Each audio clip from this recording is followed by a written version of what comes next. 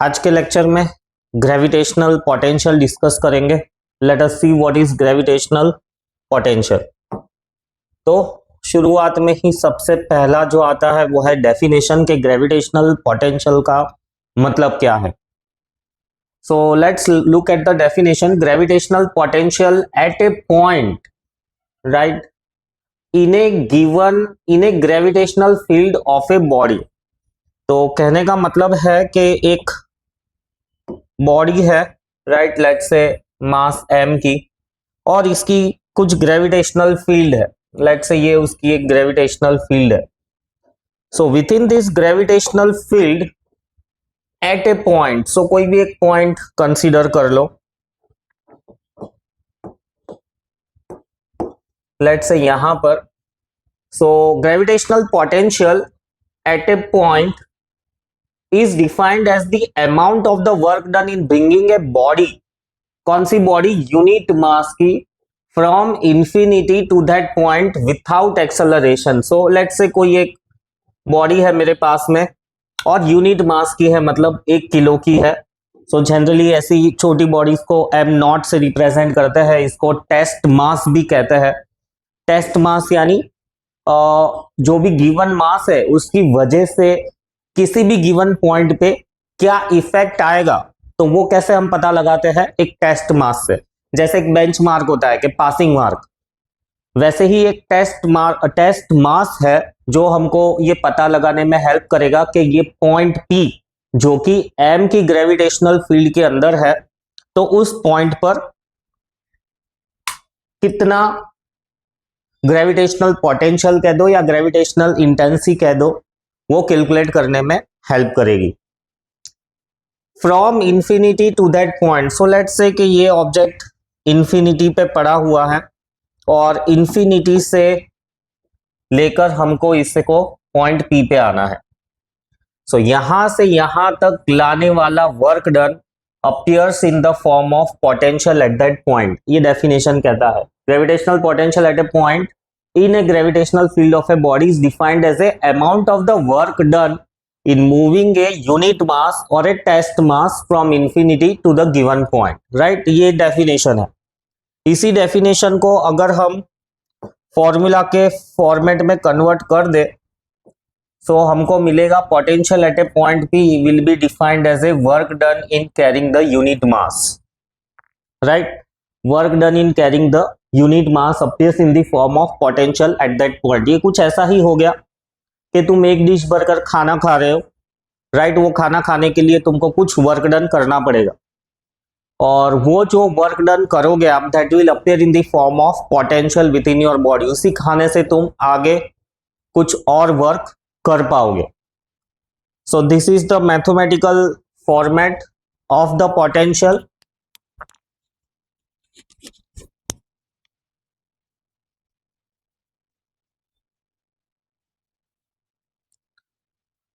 Gravitational potential scalar quantity है, right. सीधा addition करना है, मल्टीपल मासेस है तो यहां पर कितना पोटेंशियल होगा, सीधा एडिशन ही करना है। वो नेक्स्ट स्लाइड में हम देखेंगे। स्केलर क्वांटिटी है, इसका ऐसा यूनिट होगा जूल्स पर केजी, राइट, और CGS यूनिट होगा अर्ग पर सेकेंड, अर्ग पर ग्राम्स, राइट। फिर इसका डायमेंशनल फॉर्मूला वर्क डन का, फोर्स इंटू डिस्टेंस,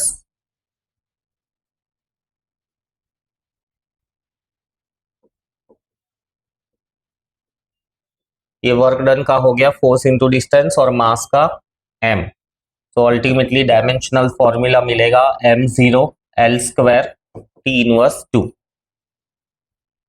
फिर नेक्स्ट ग्रेविटेशनल पोटेंशियल के बारे में हम कैलकुलेट करते हैं वर्क डन, कि भाई इसको यहां तक लेकर आने में एग्जैक्टली वर्क डन कितना हुआ है। So work done, right, work done के लिए हम क्या करते हैं कि इस मास को एक छोटा सा डिस्प्लेसमेंट देते हैं dx, right, at a distance x distance, ले जाने के लिए, x डिस्टेंस दूर एक छोटा सा डिस्प्लेसमेंट देते हैं मास को। एक्चुअली में हमें कोई डिस्प्लेसमेंट देने की जरूरत नहीं है मास को, क्योंकि ग्रेविटेशनल फोर्सेस अट्रैक्टिव होते हैं, मास खुद ब खुद ही चलेगा। और अगर मास खुद ही उधर जा रहा है तो उसका मतलब क्या है, work is done by the system itself, मतलब कि वर्क डन हमको नेगेटिव मिलना चाहिए, work done by system is negative. So in displacing A mass through the small distance dx, the small amount of the work done is given by force into distance। Same direction में है force के और point के, so F D X cos 0। Force कितना लगेगा, जी m1, ये वाला मास क्योंकि इसकी फील्ड के अंदर जा रहा है, छोटा वाला mass upon distance square. So distance let's say x है, ये पॉइंट से लेके यहां तक का डिस्टेंस पूरा x है। So force distance square dx। Total amount of the work done in taking from infinity to the point P,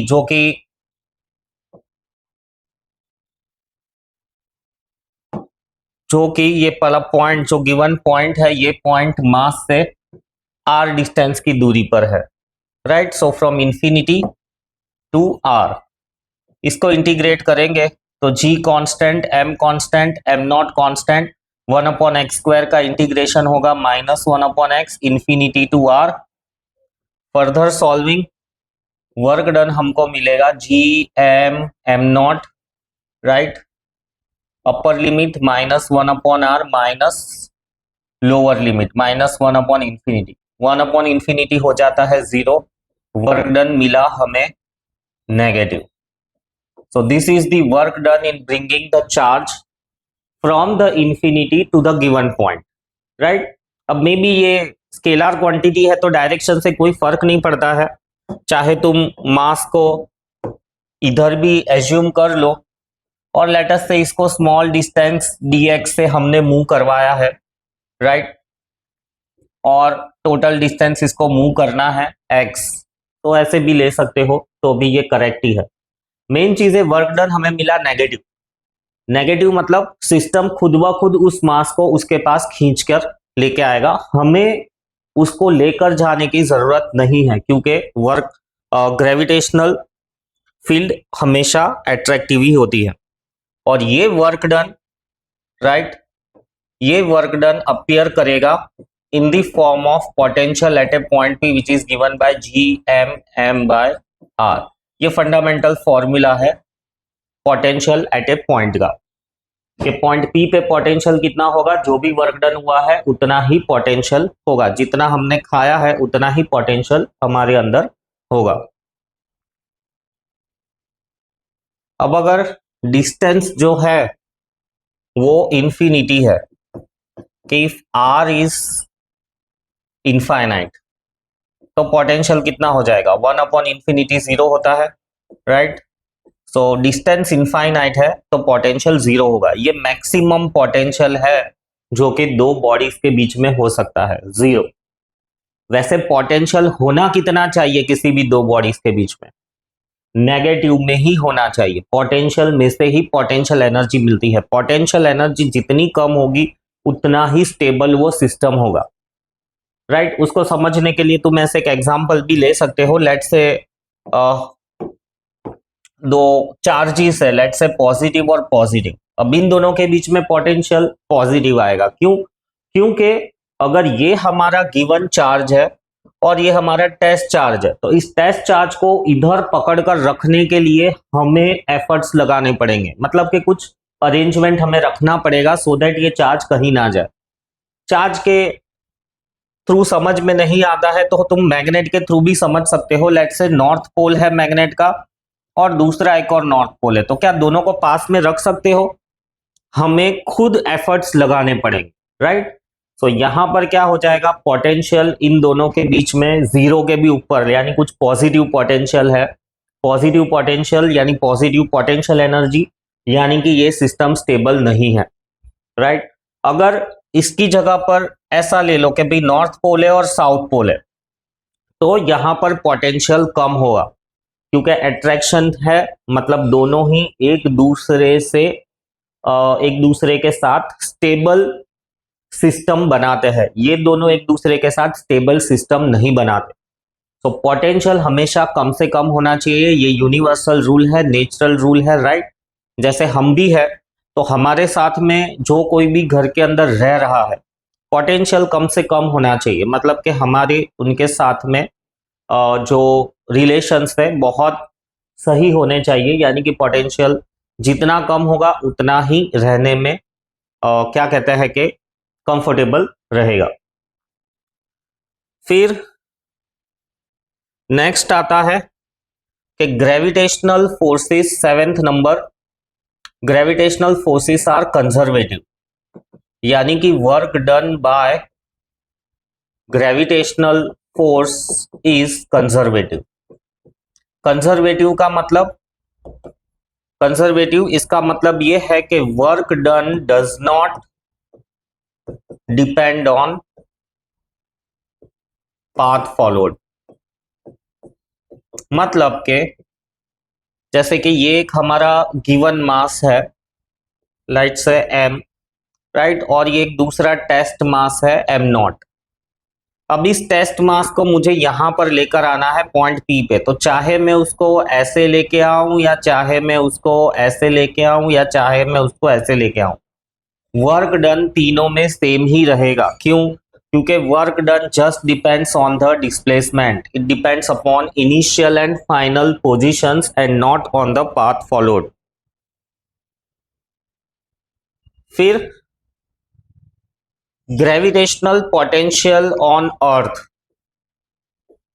right. Earth पे ग्रेविटेशनल पोटेंशियल कितना है, मतलब कि हम अर्थ पे है तो हमारा और अर्थ का पोटेंशियल कितना है, क्या वो नेगेटिव है? अगर पॉजिटिव होगा तो मतलब अर्थ हमको दूर फेंक देगी। वैसे तो मासेस के बीच में अट्रैक्टिव फोर्स होता है, तो ग्रेविटेशनल पोटेंशियल नेगेटिव ही होगा, मतलब कि हम और अर्थ एक स्टेबल सिस्टम में है। सो ऑन अर्थ अगर हम रेडियस को सब्स्टिट्यूट कर दे 6.4 इंटू 10⁶ मीटर्स, सो हमको potential on the surface of the अर्थ मिलेगा -gm, राइट। और m0 की वैल्यू 1 ही है, वो टेस्ट चार्ज है जिसकी वैल्यू हमेशा 1 kg ही रहती है। सो gm/r यानी कि 6.4 into 10⁶ metres. Mass of the earth substitute कर दो, राइट, ग्रेविटेशनल कांस्टेंट सब्स्टिट्यूट कर दो, radius of the earth substitute कर दो, -6.25 इंटू 10⁻7, राइट, यूनिट है इसका जूल्स पर केजी। इतना ग्रेविटेशनल पोटेंशियल है हमारे और अर्थ के बीच में पर केजी। अगर आप 60 केजीज के हैं तो इसमें 60 डिवाइड बाय 60 कर दीजिए। सो इतना ग्रेविटेशनल पोटेंशियल है हमारे और अर्थ के बीच में।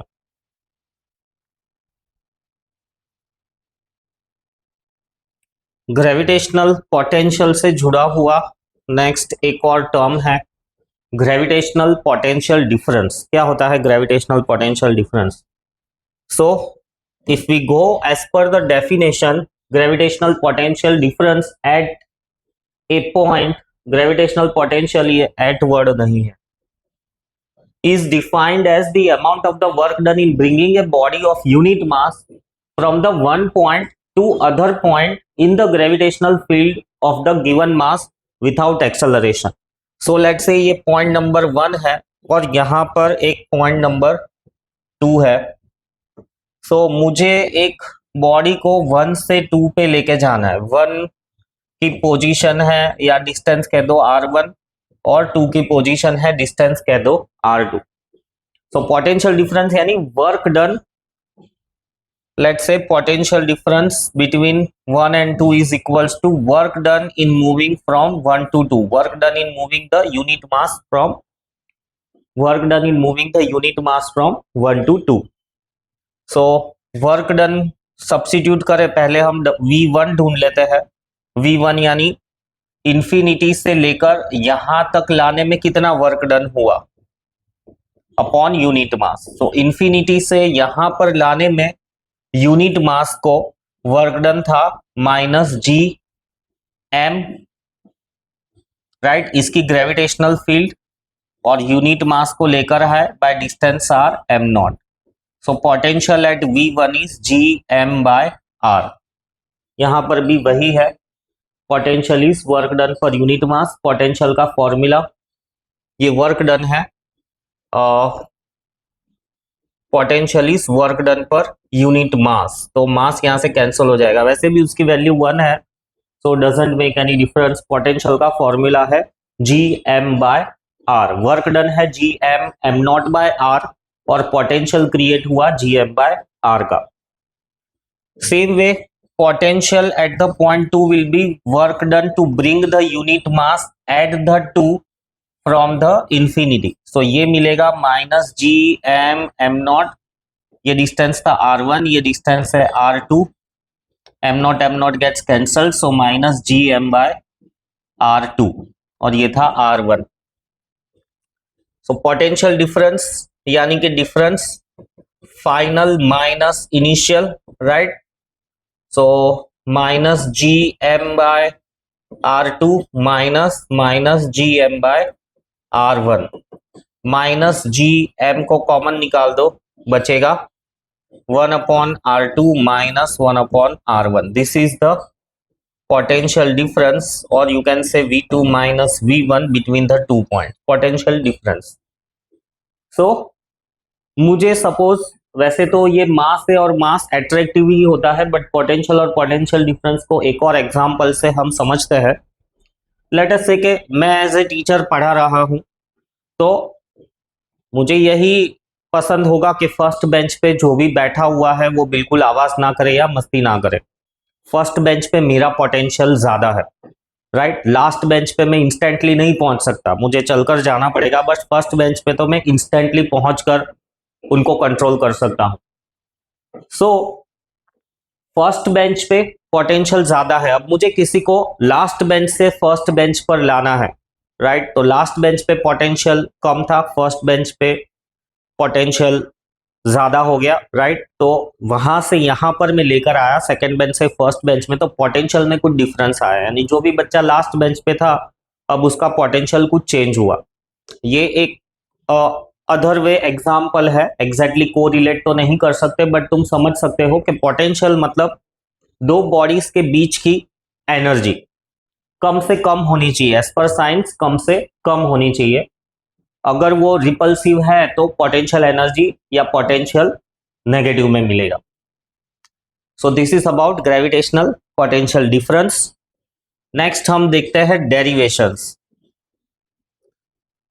नेक्स्ट है relationship between gravitational potential and intensity.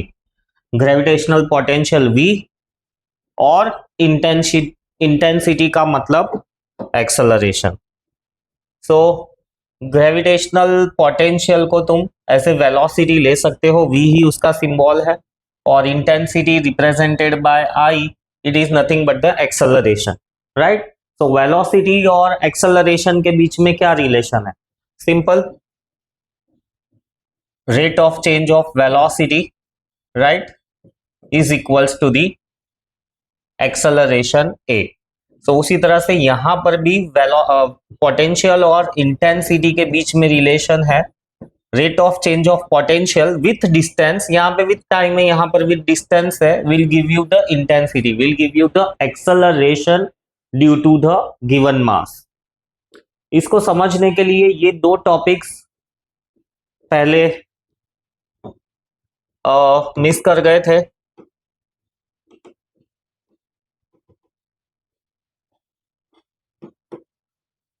Gravitational field और ये है नॉन यूनिफॉर्म ग्रेविटेशनल फील्ड। तो एक्चुअली में इनका पिक्टोरियल रिप्रेजेंटेशन, ग्रेविटेशनल फील्ड जो यूनिफॉर्म होती है वो इस तरह से पैरेलल लाइंस से रिप्रेजेंट होती है। एरो मार्क होना ही चाहिए, तब जाके हमको पता चलेगा कि उधर कोई मास है और वो अट्रैक्ट कर रहा है, राइट। और अगर एरो मार्क इस तरफ होते मतलब यहां पर कोई मास है जो अट्रैक्ट कर रहा है।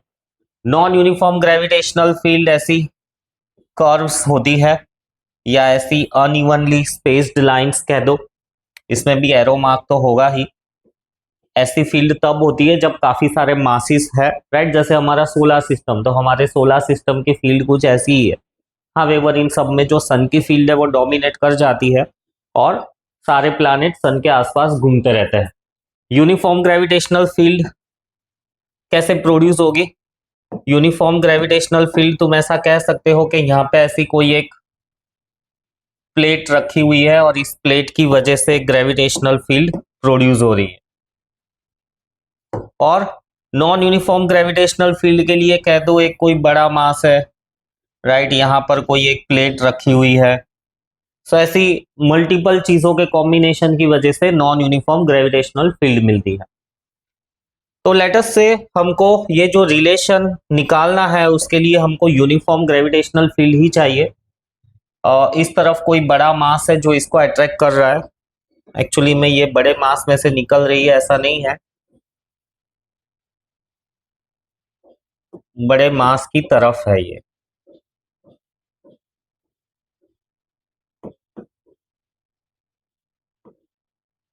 तो ये जो मास है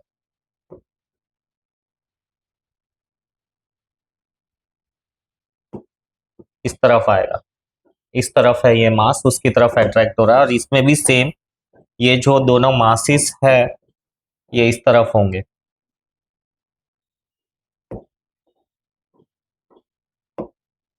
इधर है क्योंकि ग्रेविटेशनल फील्ड मास की तरफ होती है।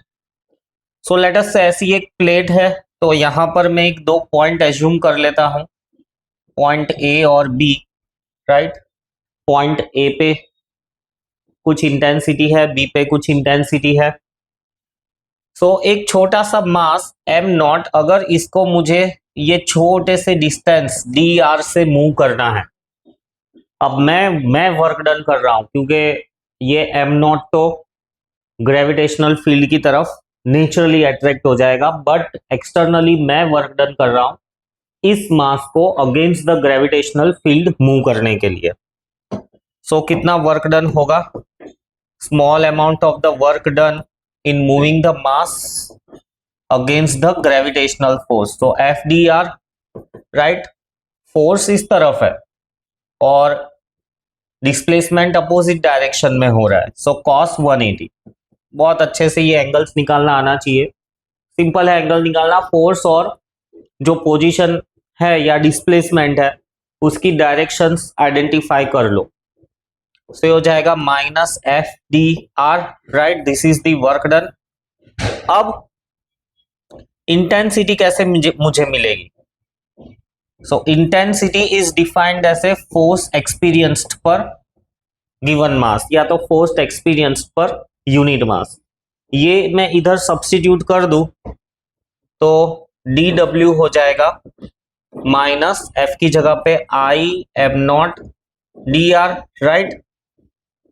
डी डब्ल्यू एम नॉट को इस तरफ लेकर आता हूं मैं, minus I D R, work done पर यूनिट मास। क्या होता है वर्क डन पर unit mass? Potential, minus I D with small amount of potential, क्योंकि छोटा वर्क डन हुआ है तो छोटा पोटेंशियल क्रिएट हुआ है।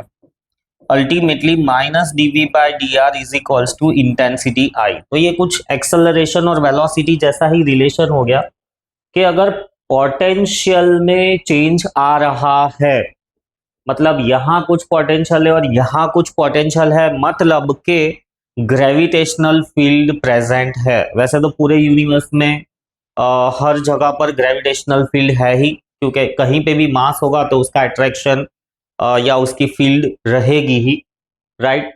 और अगर इन केस यहां पर भी पोटेंशियल वही है, यहां पर भी पोटेंशियल वही है, मतलब के change in potential is zero, उसका मतलब ये हो गया कि इंटेंसिटी जीरो है, मतलब कि ग्रेविटेशनल फील्ड नहीं है, राइट। ग्रेविटेशनल फील्ड कह दो या ग्रेविटेशनल फील्ड इंटेंसिटी कह दो, दोनों का मतलब एक ही है। ग्रेविटेशनल फोर्स अलग है। तो मतलब कि ये एक ऐसी जगह हो जाएगी जहां पर ग्रेविटेशनल फील्ड ही नहीं है, मतलब कि काफी बड़ा मैसिव एरिया जहां पर आसपास में कोई मास ही नहीं है, तो पोटेंशियल किसी भी दो पॉइंट्स के बीच में कांस्टेंट रहेगा, right. So differentiation of potential will be zero. So rate of change of potential with respect to distance, we call it as a gravitational intensity या ग्रेविटेशनल एक्सेलरेशन, या इंटेंसिटी का मतलब ग्रेविटी भी होता है तो ग्रेविटी कह दो। ये जो टर्म है dv बाई डी आर, इसको पोटेंशियल ग्रेडियंट भी कहते हैं। पोटेंशियल ग्रेडियंट का मतलब कि किस हिसाब से पोटेंशियल बदल रहा है, राइट, किस हिसाब से पोटेंशियल बदल रहा है वो हमको इंटेंसिटी का आइडिया देगा, राइट। मतलब कि ग्रेविटेशनल फील्ड वहां पर कैसी है। अब इसको ग्राफिकली अगर मैं रिप्रेजेंट करूं तो कुछ ऐसे होगा कि लेट्स से ये डिस्टेंस है और ये पोटेंशियल है, राइट। सो कैसे भी मतलब ये नॉन यूनिफॉर्म फील्ड होगी, राइट। नॉन यूनिफॉर्म फील्ड है तो पोटेंशियल का वेरिएशन कुछ ऐसे ही आएगा। तो यहां पर इस पॉइंट पे इंटेंसिटी कैसे मिलेगी, स्लोप, स्लोप ट्रायंगल ड्रॉ कर लो, perpendicular upon base, so v upon r will give you the intensity. So V R graph के स्लोप से हम पोटेंशियल ग्रेडियंट या इंटेंसिटी ढूंढ सकते हैं, या इवन तुम थीटा यूज कर लो तो tan थीटा से भी तुम्हें इंटेंसिटी मिल जाएगी। नेक्स्ट एक क्वेश्चन है बेस्ड ऑन ग्रेविटेशनल फील्ड यानी इंटेंसिटी और ग्रेविटेशनल पोटेंशियल के ऊपर ही है। क्या कहा है कि 3 particles each of mass m are placed on the vertices of equilateral triangle. So एक मास इधर है, एक मास इधर है, एक मास इधर है, राइट। और तीनों मास के मैग्नीट्यूड्स भी सेम ही है। इक्विलेटरल ट्रायंगल है यानी एंगल सारे 60 60 60 होंगे। और मास को कहां पर रखा हुआ है, placed at the vertices, calculate the at the centroid of the triangle. हमको सेंट्रॉइड पे ग्रेविटेशनल फील्ड कैलकुलेट करनी है। सो सेंट्रॉइड यानी वर्टेक्स से opposite, mid point of the opposite side, mid point of the opposite side यानी ये angle 90 degree होगा। Centroid represented by जी। ऊपर वाला जो डिस्टेंस होता है यहां से यहां तक का, ये होता है 2/3 ऑफ दिस ऑल्टीट्यूड, और ये वाला जो डिस्टेंस होता है 1/3 of the altitude.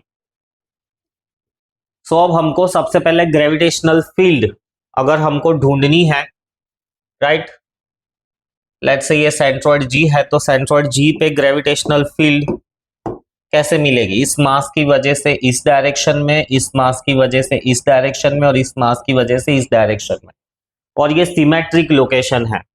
So gravitational intensity जो सेंट्रॉइड पे मिलेगी वो होनी चाहिए 0। पर इसको हम प्रूव करके भी देखेंगे कि ग्रेविटेशनल इंटेंसिटी 0 मिलती है कि नहीं मिलती है। तो let us calculate the gravitational intensity, right. तीनों ही इक्वी डिस्टेंस पे ही है। सो ग्रेविटेशनल इंटेंसिटी का formula G M by distance square. Let's say ये मास 1, मास 2 और मास 3, वैसे तीनों ही सेम है। तो इंटेंसिटी ड्यू टू मास 1 कितनी हो जाएगी, minus G M by distance. ये डिस्टेंस कितना हो जाएगा, सो ये डिस्टेंस कैलकुलेट करने के लिए कुछ ऐसा, ये 60 डिग्री दिया हुआ है, राइट, यहां पर है, और ये 2/3 है पूरी लेंथ का। तो पूरी लेंथ कितनी हो जाएगी, साइन 60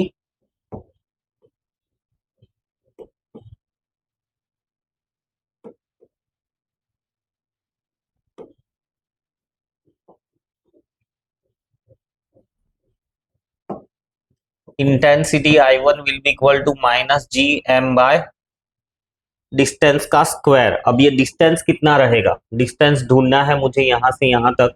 ये पूरी लेंथ मुझे दी हुई है a, राइट। अब ये पूरी लेंथ मुझे दी हुई है a, तो इसको मैं वर्टिकल लेंथ ले लूं तो वो हो जाएगा a sine 60, right, a sine 60। और उस वर्टिकल लेंथ का ओनली 2/3 मुझे चाहिए, तो 2/3 ऑफ इट ये डिनोमिनेटर में जाएगा। तो ये डिस्टेंस आया 2/3 of it GM/r²। Further calculate करे तो -GM, right, a² sin 60 is √3/2, 4/9, 4 cancel, 3 cancel, so -GM 3/a²। ये इंटेंसिटी आई, राइट, I1 जो कि मास M1 की वजह से है। सो सेम वे तीनों की वजह से इंटेंसिटी सेम ही होगी क्योंकि डिस्टेंस इज इक्वल ही है। ये वाला भी 2/3 होगा, ये वाला भी डिस्टेंस 2/3 ही होगा। So I1 equal to I2 equal to I3 is equals to -3GM/a²। अब क्योंकि इंटेंसिटी तो वेक्टर क्वांटिटी है तो इसको हम वेक्टरिटिकली रिजॉल्व करके प्रूव कर सकते हैं कि ये जीरो आया है। वेक्टर्स आता है तो बहुत अच्छी बात है, नहीं आता है तो फिर देखो कैसे हम इसको सॉल्व करते हैं। सो एक ऐसे है I1, ऐसे है I2 और ऐसे है I3।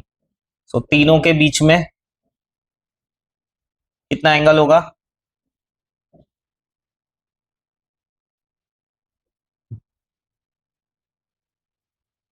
120, राइट। बट हमको तीनों के बीच का एंगल नहीं चाहिए, हमको एंगल चाहिए हॉरिजॉन्टल और वर्टिकल के टर्म्स में, राइट। वैसे ये तीनों के बीच में 120 डिग्री होगा, 120 डिग्री होगा यानी ये हो गया 90, राइट, और ये हो गया 30। इधर ये हो जाएगा 60 और 60, ये भी हो जाएगा 90 और ये हो जाएगा 30। अब रिजॉल्व कर दो I3 को, I1, I2, I3 को, तो रिजोल्यूशन कुछ ऐसा होगा, ये होगा I3 cos थीटा और यहां पर आएगा I3 cos 60 ले लो या sin 30 ले लो, एक ही बात है। सेम वे I2 के लिए I2 का इस तरफ आएगा I2 cos 30 और नीचे की तरफ आएगा I2 sin 30 और I1 तो एग्जैक्टली ऊपर की तरफ ही है तो उसको रहने देते हैं। अब वर्टिकल और हॉरिजॉन्टली सॉल्व करें तो वर्टिकली I1 की वैल्यू है GM/3GM/a², राइट, और I2 sin 30 plus I3 sin 30। सो I2 और I3 की वैल्यू GM/a² कॉमन, sin 30 हो जाएगा 1/2 प्लस 1/2 यानी ये आया 3GM/a², right. So ultimately I1 is equals to I2 sin 30 plus I2 sin 30 यानी I नेट वर्टिकली हो गई 0, वर्टिकल डायरेक्शन में 0 है। वैसे ही हॉरिजॉन्टल डायरेक्शन के लिए कैलकुलेट करेंगे तो हॉरिजॉन्टली कितनी है? I2 cos 30 की वैल्यू GM3GM/a² cos 30 की वैल्यू √3/2 और सेम वे अपोजिट डायरेक्शन में है I3 cos 30 की वैल्यू 3GM/a² cos 30 की value √3/2। So again I net horizontally भी 0 है। So that is why symmetric location है तो इंटेंसिटी 0 ही मिलेगी, चाहे मैथमेटिकली प्रूव करो या ना करो। अब हमें कैलकुलेट करना है पोटेंशियल, उस पॉइंट पे पोटेंशियल कितना होगा।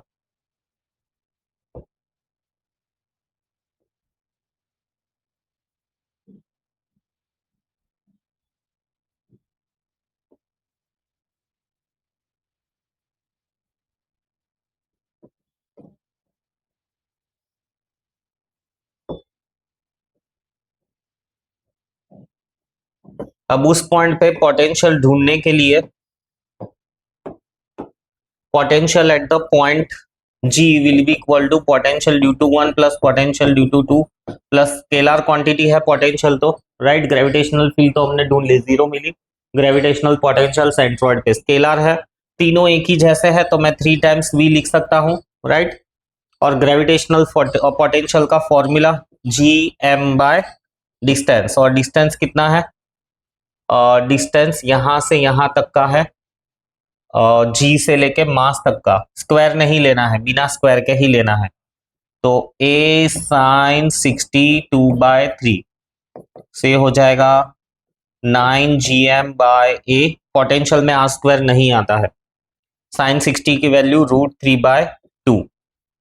सो इसको फर्दर सॉल्व करें तो 36√3 gm/a इतना पोटेंशियल होगा सेंट्रॉइड पे।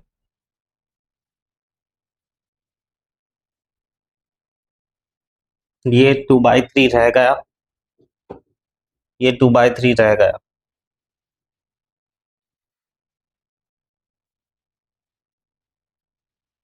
सो ये 2/3 को इंक्लूड करें हम तो 3 gm/a साइन 60 की वैल्यू √3/2, 2/3, 2 कैंसल, राइट। ये √3 इससे कैंसल हो जाएगा, √3 ऊपर चला जाएगा तो 3√3 gm/a और नेगेटिव साइन के साथ। So this will be the potential at G. Next lecture में ग्रेविटेशनल पोटेंशियल के डेरिवेशंस देखेंगे अलग अलग कॉन्फ़िगरेशंस की वजह से। Till then bye bye.